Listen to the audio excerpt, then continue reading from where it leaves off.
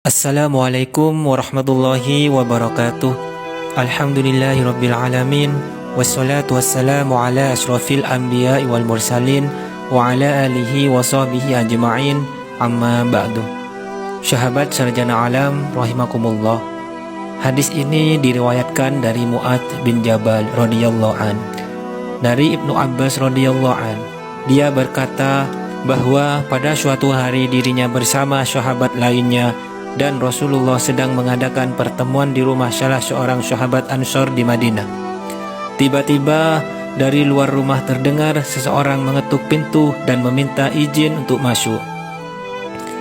Kata iblis, "Wahai penghuni rumah, apakah kalian mengizinkanku untuk masuk karena kalian membutuhkan aku?" Rasulullah SAW bertanya kepada para sahabatnya, "Apakah kalian tahu siapa yang berseru itu?" Para sahabat menjawab, "Tentu Allah dan Rasulnya yang lebih tahu. Dia adalah iblis terkutuk, semoga Allah senantiasa melaknatnya," kata Rasulullah. Lalu Umar bin Khattab radhiyallahu an berkata, "Wahai Rasulullah, apakah engkau mengizinkan aku membunuhnya?"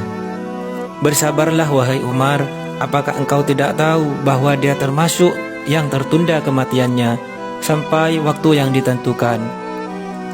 Rasulullah SAW melanjutkan perkataannya. Beliau meminta kepada sahabat agar mendengarkan dan memahami ucapan yang disampaikan iblis. Setelah pintu dibuka, masuklah iblis di tengah-tengah majelis tersebut. Rupa iblis terlihat sangat mengerikan. Dia adalah sosok tua dengan mata buta sebelah serta memiliki jenggot sebanyak 7 helai dan menyerupai rambut kuda. Kedua kelopak matanya terbelah dan memanjang ke atas. Kepalanya seperti kepala gajah yang sangat besar. Gigi taringnya memanjang keluar seperti taring babi, dan kedua bibirnya seperti bibir macan. Iblis berkata, "Assalamualaikum ya Muhammad." "Salam untukmu wahai Muhammad." "Assalamualaikum ya jama'atal muslimin." "Salam untuk kalian semua wahai golongan muslimin." Rasulullah SAW menjawab, "Assalamu lillah ya la'inin." "Keselamatan hanya milik Allah subhanahu wa ta'ala, wahai makhluk terlaknat. Aku mengetahui engkau punya keperluan terhadap kami. Apa keperluanmu itu wahai iblis?" "Wahai Muhammad, aku datang ke sini bukan atas kemauanku, namun karena terpaksa." "Siapa yang memaksamu?" "Seorang malaikat dari utusan Allah telah mendatangiku dan berkata, Allah subhanahu wa ta'ala memerintahkanmu untuk mendatangi Muhammad sambil menundukkan diri. Beritahu Muhammad tentang caramu dalam menggoda manusia. Jawablah dengan jujur semua pertanyaannya. Demi kebesaran Allah, andai kau berdusta satu kali saja, maka Allah akan jadikan dirimu debu yang ditiup angin. Oleh karena itu, aku sekarang mendatangimu. Tanyalah apa yang hendak kau tanyakan. Jika aku berdusta, aku akan dicaci oleh setiap musuhku.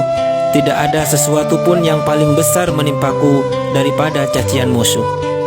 Rasulullah SAW lalu bertanya kepada iblis, "Kalau kau benar jujur, siapakah manusia yang paling kau benci?"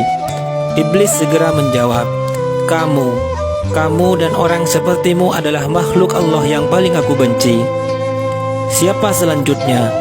"Pemuda yang bertakwa yang memberikan dirinya mengabdi kepada Allah subhanahu wa ta'ala." "Lalu siapa lagi?" "Orang alim dan wara'." "Lalu siapa lagi?" "Orang yang selalu bersuci." "Lalu siapa lagi?"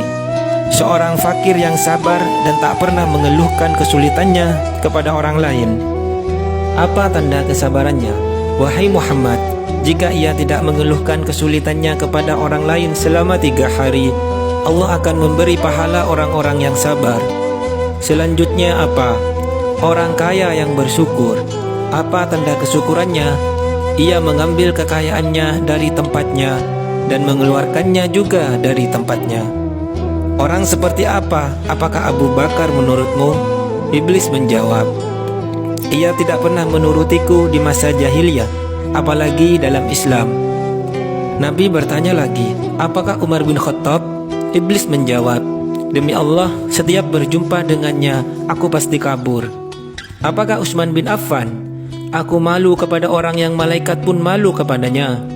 Apakah Ali bin Abi Thalib? Aku berharap darinya agar kepalaku selamat dan berharap ia melepaskanku dan aku melepaskannya. Tetapi ia tak akan mau melakukan itu. Ali bin Abi Thalib selalu berzikir terhadap Allah Subhanahu wa Ta'ala. Apa yang kau rasakan jika melihat seorang dari umatku yang hendak sholat? Aku merasa panas, dingin dan gemetar. Kenapa? Sebab setiap seorang hamba bersujud satu kali kepada Allah, Allah mengangkatnya satu derajat. Jika seorang umatmu berpuasa, tubuhku terasa terikat hingga ia berbuka. Jika ia berhaji, aku seperti orang gila. Jika ia membaca Al-Quran, aku merasa meleleh laksana timah di atas api. Jika ia bersedekah, itu sama saja orang tersebut membelah tubuhku dengan gergaji. Mengapa bisa begitu, kata Rasulullah?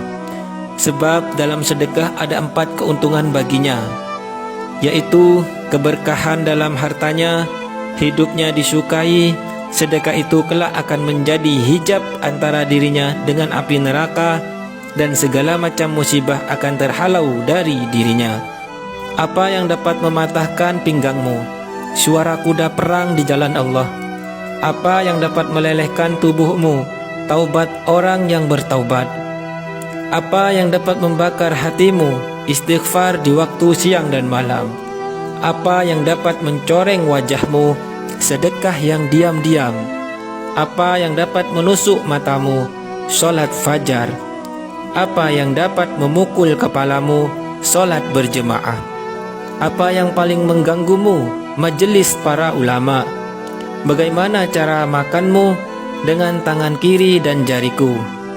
Di manakah kau menaungi anak-anakmu di musim panas? Di bawah kuku manusia. Nabi lalu bertanya, siapa temanmu wahai iblis? Pemakan riba. Siapa sahabatmu? Pezina. Siapa teman tidurmu? Pemabuk. Siapa tamumu? Pencuri. Siapa utusanmu? Tukang sihir. Apa yang membuatmu gembira? Orang yang bersumpah dengan cerai. Siapa kekasihmu? Orang yang meninggalkan sholat Jumat. Siapa manusia yang paling membahagiakanmu? Orang yang meninggalkan sholatnya dengan sengaja. Semoga dengan mengetahui ini, kita sebagai umat Nabi Muhammad SAW selalu membekali diri dengan iman, melakukan amalan yang membuat iblis menjadi lemah, menjauhi hal-hal yang diinginkan makhluk terlaknat tersebut. Allah lah maha pemilik ilmu pengetahuan. Wallahu a'lam. Wassalamualaikum warahmatullahi wabarakatuh.